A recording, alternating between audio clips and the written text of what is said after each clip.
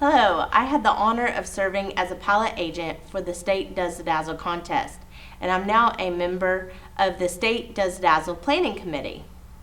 Today, my goal is to help you prepare as a county extension agent or adult volunteer on implementing this Dazzle in your county 4-H program.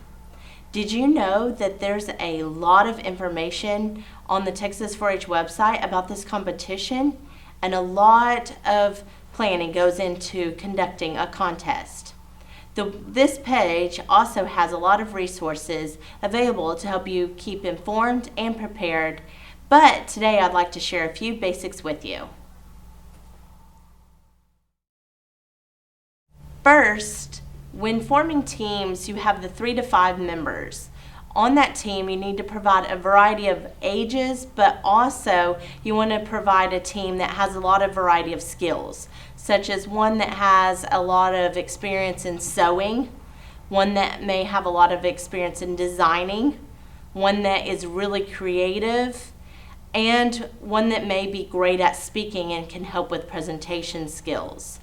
Also, when you're forming those teams, make sure that you divide them up into different responsibilities, so that way each one of them know that, oh, I need to be doing the sewing, I need to be planning it out and writing it out, what we're going to do, and one that will prepare the presentation as well as make sure that everybody's on a certain timetable and getting everything done within the 60 minutes.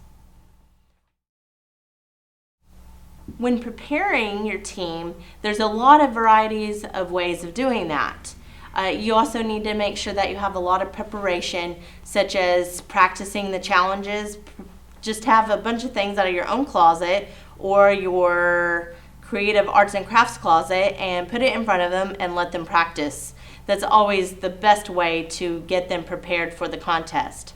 Also, ways to do it is to make sure that they all know basic sewing skills and sewing equipment. One of the things I really enjoy doing is a sewing equipment bingo, where you put up a piece of the equipment out of the box and they have to do a little bingo with it. It makes it really fun and they learn more about sewing equipment. Also, another thing is that you need to think about is sewing safety precautions. So make sure that you go through that with them and know what they need to be safe when doing their contest. Another idea to do is also go on the internet and have each one of them practice a certain wearable, non-wearable, and jewelry accessory item, and give them a product such as jeans, and they have to take it and provide a wearable, non-wearable, and jewelry accessory out of jeans. This is a great way to really get them thinking about certain products and what you would do with each product. Another way is to divide each of your practices into those categories. That will really help them out understanding different ways to make items with each category. They can go onto the internet and come back with different ideas on each of those categories at each practice. And that's a lot of variety of ways of having fun with it, but also learning at the same time when you get ready for the contest. When we first were given the guidelines with an equipment list such as the food challenge, it does look a little overwhelming, but it doesn't have to be at all. One great way to get people to give sewing equipment to make up your boxes is when you have a workshop, have each 4-H member bring an actual sewing equipment item to go in your box, and that will help you fill it without using your county 4-H budget to buy those items. Also, another way is ask people around in the community. There's plenty of people that are always cleaning out arts and crafts rooms and wanting to donate to their local 4-H clubs. So all you have to do is put it in your local newspaper or even on Facebook or any of the other social media outlets, and you'd be surprised what you can get for either your sewing equipment box or your closet items.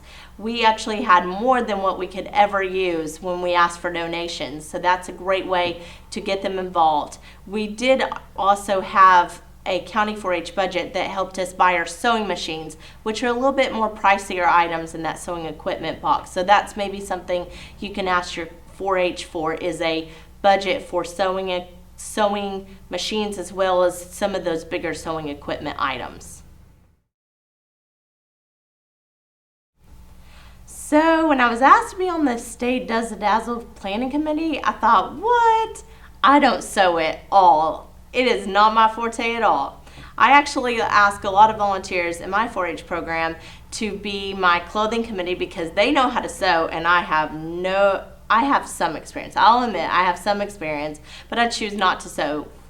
So, getting to that point, when you're asking for volunteers, it's great to have them be part of the Does the Dazzle committee and helping you prepare for your contest. Having them teach the 4-Hers how to sew. You can teach them things that you enjoy. For instance, I love teaching kids about consumer shopping. So that's a great way for me to get my avenue in and help them out. But then those volunteers that are great at sewing, have them help with forming the committee of teams for Does the Dazzle, as well as helping with the sewing skills. Along that same lines, when you're forming teams and you're trying to get those teams together, make sure and promote those kids and tell them, you know what, if you don't have the sewing skills, if you're creative and you love making up stuff and creating things, you can do the Does the Dazzle project. So you don't have to sew. As long as you know how to hot glue, you're doing a good job there. Next, also make sure that you can tell them that boys are allowed to do Does the Dazzle 4-H project. And actually, some of our best teams that we've ever had are made up of boys. They are great. They can make the gun holders, they can make koozies, they can make all kinds of different fun Does the Dazzle projects. So boys, yeah, you're allowed to. As part of the Does the Dazzle contest, you also have to do a presentation within 5 minutes, and then the panel of judges ask you questions. So to review for that, you really need to look over the scorecard. That will help you prepare, but also dedicate practices to go over your presentation. And the best part about the presentation is make it fun. Don't just sit there and go, no, no, no, no, no, no. You need to make sure and make it fun. Make it out of a play. Have really a creative mind when you do your presentation, because the judges are going to be watching a lot of presentations, and they're going to remember those that are really fun and they look like you're having a great time. So make sure you involve it.